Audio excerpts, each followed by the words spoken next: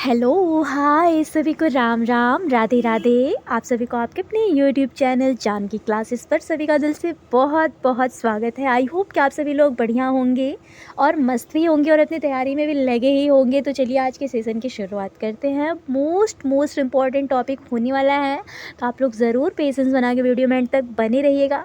और हाँ, अगर आप लोग को लगे कि ये वीडियो सच में आप लोग के लिए हेल्पफुल है, क्योंकि जितने भी आप लोगों को क्वेश्चन प्रोवाइड कराने वाले हैं सारे आपके PYQ, चाहे एस्टेट हुआ, रीट हुआ, यूपी टेट हुआ, इन सब में ये क्वेश्चन आए हुए हैं और आप लोग को पूरा व्याख्या सहित आप लोग को समझाते चलेंगे। अगर आप लोग को उसके बाद लगे कि हाँ सच में ये वीडियो आप लोग का हेल्पफुल है, तो प्लीज़ एक प्यारा सा comment, like, share and subscribe आप लोग मोटिवेशन के लिए ज़रूर करिएगा। फर्स्ट क्वेश्चन क्या दे रहा है आप लोग के स्क्रीन पर कि निम्नलिखित में से कौन सा जैव मंडल का अजैविक घटक नहीं है। यहाँ पे आपसे जैविक नहीं, यहाँ पे अजैविक घटक बोल रहा है, ठीक है।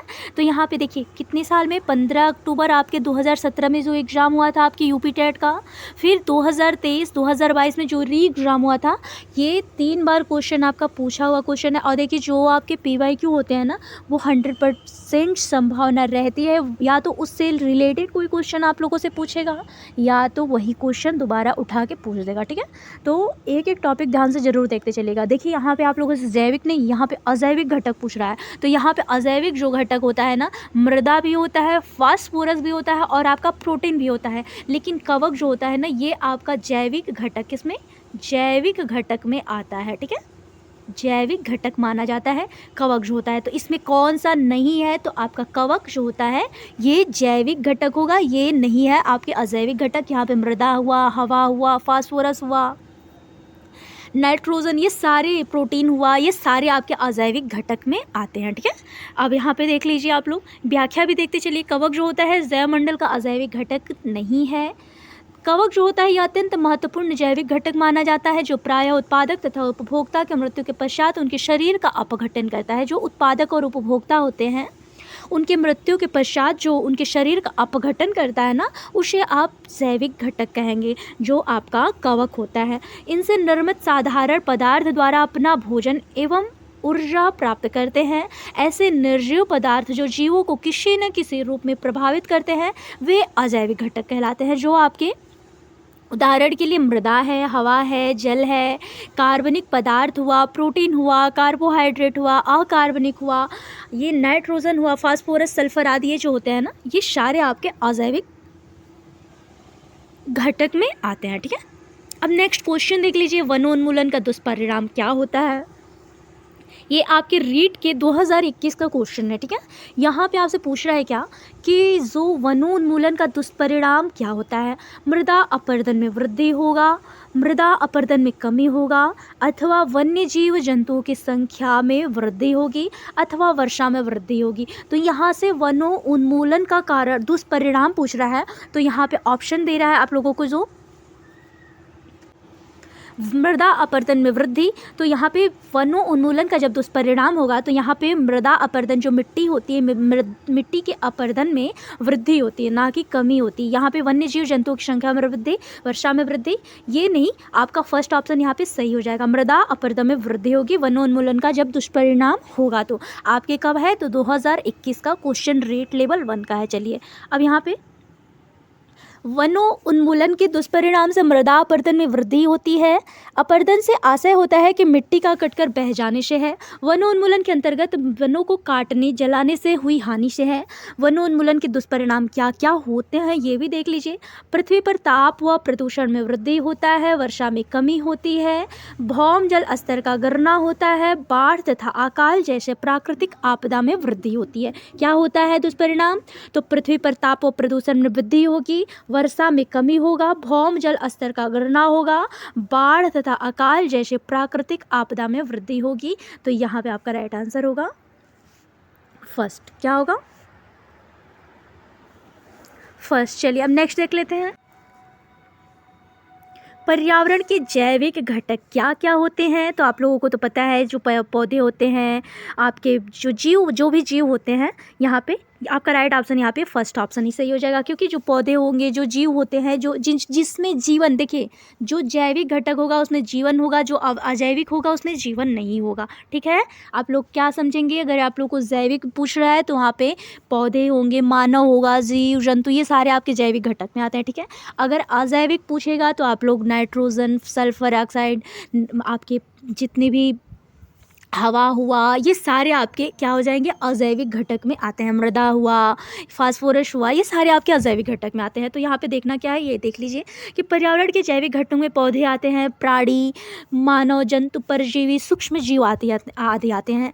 परितंत्र में जैविक घटक अजैविक घटकों के साथ परस्पर क्रिया करते हैं और इसमें प्राथमिक उत्पादक, द्वितीयक उत्पादक, तृतीयक उत्पादक तथा अपघटक आते हैं। उत्पादन में आपके पौधे हुआ, सूर्य के प्रकाश की उपस्थिति में प्रकाश संश्लेषण की क्रिया करते हैं। सूर्य, पर्वत, पहाड़, मैदान अजैविक घटक में आएंगे। ये जो ऑप्शन दे रहा था आप लोगों को यहाँ पे, ये सारे पहाड़ हुआ, नदियाँ हुआ, मैदान हुआ, ये सारे आपके अजैविक घटक में आ जाएंगे। ठीक है, यहाँ तक आप लोग समझे। अब नेक्स्ट क्वेश्चन दे रहा आप लोगों को इस क्रम पर। अच्छा, यहाँ पे ये भी आप लोग के लिए बहुत ही महत्वपूर्ण, ठीक है, ये जो ऑप्शन देता है ना ये बहुत महत्वपूर्ण होता है। अच्छा, इकोलॉजी क्या होता है? तो इकोलॉजी सर्वप्रथम आपके प्रयोग किसने किया था? तो आपके अर्नेस्ट हेकल ने किया था। कब? तो आपके 1866 में। किसने?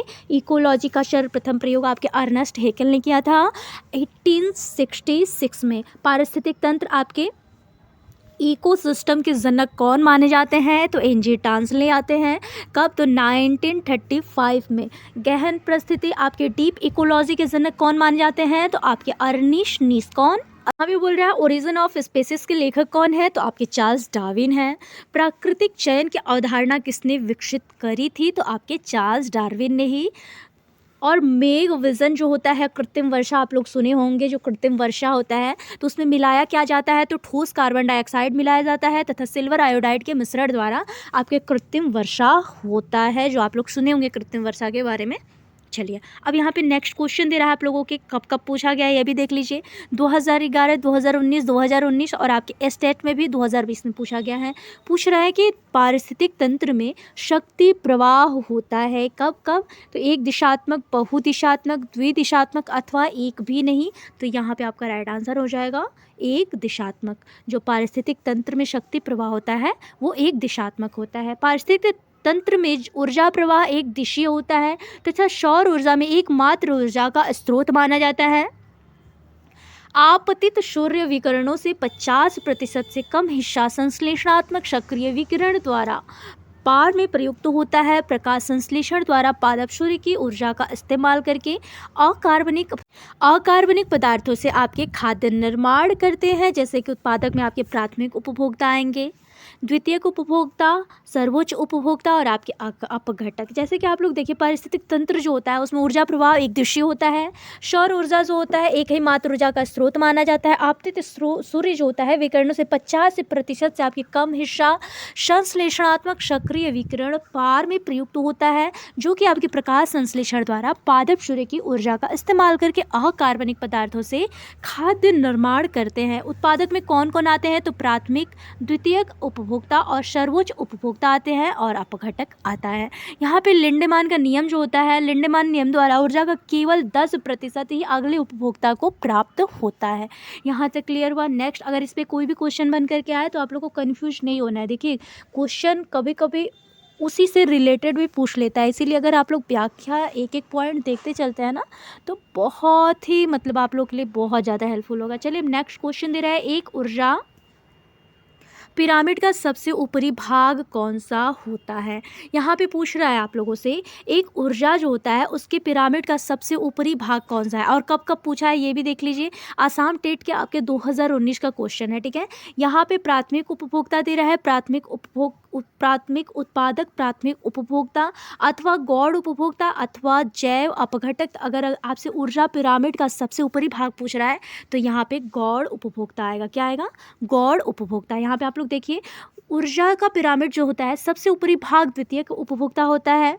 ऊर्जा पिरामिड सीधा बनता है जो कि क्योंकि परितंत्र के विविध पोषक स्तरों पर 90% ऊर्जा व्यय हो जाती है तथा शेष 10% ऊर्जा ही उच्च स्तर की ओर पहुंच पाती है लिंडमान नियम के द्वारा। अतः प्रत्येक तथा निम्न से उच्च पोषण स्तर और जीवों की संख्या भी कम होती चली जाती है। ये आपके असम टेट में पूछा था। ये देखिए आपके रीट में भी पूछ सकता है, एसटेट में भी पूछ सकता है, क्योंकि इसमें थोड़ा लेवल जो होता है ना आपके रीट लेवल जो होते हैं सी टेट से थोड़ा सा अलग होता है। ठीक है, इसमें बहुत ज़्यादा पेडागॉजी नहीं होती है। पेडागॉजी जो आपके सी टेट में होता है संभाल लेता है, लेकिन इसमें आप लोगों से पॉइंट बाय पॉइंट आप लोगों से पूछेगा। ठीक है, अब नेक्स्ट क्वेश्चन दे रहा है विश्व पर्यावरण दिवस 2019 का विषय क्या था। ये आपके एच टेट का क्वेश्चन है और आपके 2020 का क्वेश्चन है। तो इसमें ऑप्शन दे रहा है आप लोगों को कि जल प्रदूषण को हराना, ध्वनि प्रदूषण को हराना, अथवा वायु प्रदूषण को हराना, अथवा मृदा संरक्षण। तो यहाँ पे 2019 का विषय आप लोगों से 2020 में पूछ रहा है, तो इसकी बहुत संभावना नहीं है। वैसे इसका था वायु प्रदूषण को हराना। क्या होगा? वायु प्रदूषण को हराना। चलिए नेक्स्ट देख लेते हैं। विश्व पर्यावरण दिवस जो 2019 का विषय था वायु प्रदूषण को हराना था, बीट एयर पोल्यूशन, जबकि विश्व पर्यावरण दिवस 2020 का थीम था जैव विविधता का जश्न मनाएं, आपके सेलिब्रेट बायोडाइवर्सिटी। विश्व पर्यावरण दिवस 2021 का थीम है पारिस्थितिक तंत्र की बहाली। विश्व पर्यावरण दिवस पर्यावरण की सुरक्षा और संरक्षण हेतु पूरे विश्व में मनाया जाता है। इस दिवस को मनाने की घोषणा संयुक्त राष्ट्र ने पर्यावरण के प्रति वैश्विक स्तर पर राजनैतिक एवं सामाजिक जागृति लाने हेतु 1972 में की थी। वर्ष 2022 में स्वीडन विश्व पर्यावरण दिवस को मेजबान देश है। इस वर्ष अर्थात 2022 में विश्व पर्यावरण दिवस की थीम केवल एक पृथ्वी है। देखिए आपसे बहुत ही इसमें डीपली नहीं जाना है। ठीक है, ये क्वेश्चन मतलब आपके 2021 2000 अब आप लोगों से क्वेश्चन बन सकता है 2022 2023 2024 से रिलेटेड, लेकिन इतना बैक नहीं जाएगा। ठीक है, पारिस्थितिक तंत्र एवं प्राकृतिक अधिवासों का संरक्षण तथा उनके प्राकृतिक वातावरणों में प्रजातियों का जीवनक्षम जनसंख्या का रख रखाव एवं पुनः प्राप्ति के लिए प्रयुक्त पद कौन सा है। ये आपके एस्टेट का 2020 का क्वेश्चन है। तो यहाँ पे ऑप्शन दे रहा है आप लोगों को आंतरिक संरक्षण, परिधीय संरक्षण, अपस्थानिक संरक्षण अथवा स्वस्थानिक संरक्षण। तो यहाँ पे आपसे पारिस्थितिक तंत्र एवं प्राकृतिक अधिवासों का संरक्षण तथा उनके प्राकृतिक वातावरणों में प्रजातियों की जीवनक्षम जनसंख्या का रख रखाव एवं पुनः प्राप्ति के लिए प्रयुक्त पद होता है स्वस्थानिक संरक्षण। आपका क्या कहलाएगा? स्वस्थानिक संरक्षण। चलिए नेक्स्ट देख लेते हैं।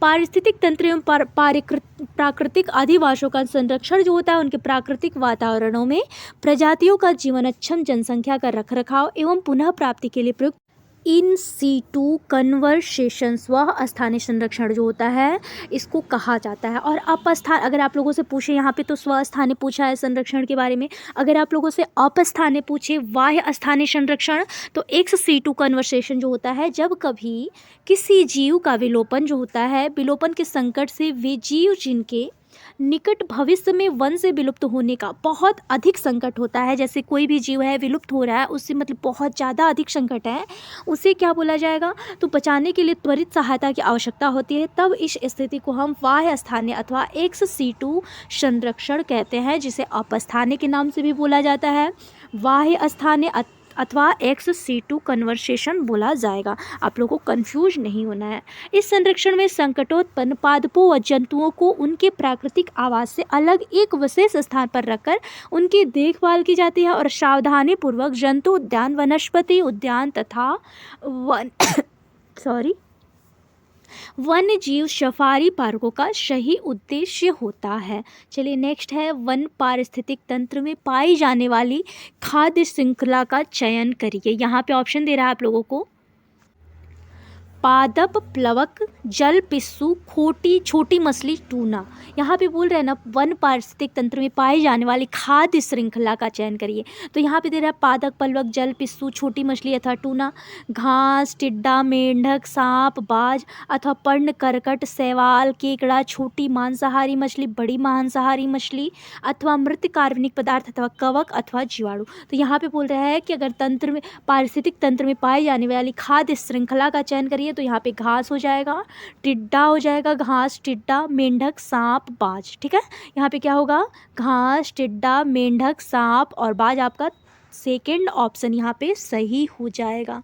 देखिए यहाँ पे आप लोगों को क्रम लगाने के लिए बोला है। तो देखिए जो आपके घास हुआ, फिर टिड्डा हो जाएगा, मेंढक हो जाएगा, सांप हो जाएगा, बाज होगा। यहाँ पे क्रम लगाने के लिए कहीं नहीं दे रहा है, लेकिन चयन करने के लिए बोल रहा है ना, खाद्य श्रृंखला जो वन पारिस्थितिक तंत्र में पाई जाने वाली खाद्य श्रृंखला होती हैं उनका चयन करिए। तो यहाँ पे कोई भी मैच नहीं कर रहा है। यहाँ पे जो है ना, घास हो गया, टिड्डा हुआ, मेंढक, सांप, बाज, ये सारे क्रम से है। ठीक है, यहाँ पे आप लोग देखिए, व्याख्या भी देख सकते हैं आप लोग। वन पारिस्थितिक तंत्र में खाद्य श्रृंखला का क्रम, हाँ देखिए यहाँ पे क्रम पूछा था। ठीक है, यहाँ पे क्रम पूछा था, यहाँ पे ऑप्शन में हट गया होगा।